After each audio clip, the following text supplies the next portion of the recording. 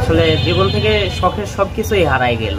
এই দোকানটা নিয়েছিলাম অনেক ঋণ পাতি করে, জেল থেকে বের হওয়ার পরে মোটামুটি 4-5 লাখ টাকা ঋণ ছিলাম। এই ফ্রিজটা মাত্র 28 দিন ব্যবহার করা হয়েছে, মোটামুটি 6-7 মাস আগে কিনছিলাম, কিন্তু আসলে ফ্রিজটা ব্যবহার করা হয় নাই গো। পরে বন্ধ ছিল, মাত্র 28 দিন ব্যবহার করার পরে বন্ধ করে রাখা হয়েছিল। তো এখন যেহেতু আমার সংসারটাই ভেঙে গেছে, তাই হচ্ছে ফ্রিজটা রেখে লাভ নাই গো, ফ্রিজটা বিক্রি করে দিচ্ছি। বাট অনেক খারাপ লাগতেছে, অনেক শখের একটা জিনিস ছিল, অনেক কষ্ট করে অনেক অভাব অনটনের মধ্যে কিনছিলাম। বাট আজকে অভাব অনটনও নাই, ঋণ পাতিও নাই, কিস্তিও নাই, কোনো প্যারাও নাই গো, আবার সংসারটাও নাই। কি একটা আজব দুনিয়া, আসলে ভাবতেই অবাক লাগে যে কিভাবে কি হয়ে গেল, কোনো কিছুই বুঝতে পারলাম না। চাইছিলাম যে আসলে ফ্রিজটা অনেক শখের ছিল তো বিক্রি করব না, কিন্তু আম্মার বাসায় যে রাখবো, আম্মার বাসায়ও একটা ফ্রিজ আছে, ওইভাবে রাখার জায়গা নাই।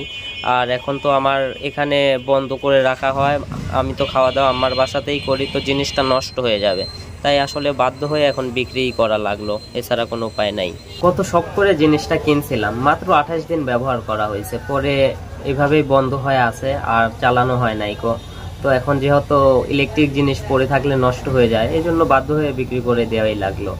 আর এই যে আমার যে দোকানটা, এই দোকানটাও হয়তোবা আজকে অথবা কালকে, এই 2 দিনের মধ্যে হয়তোবা ছেড়ে দেব।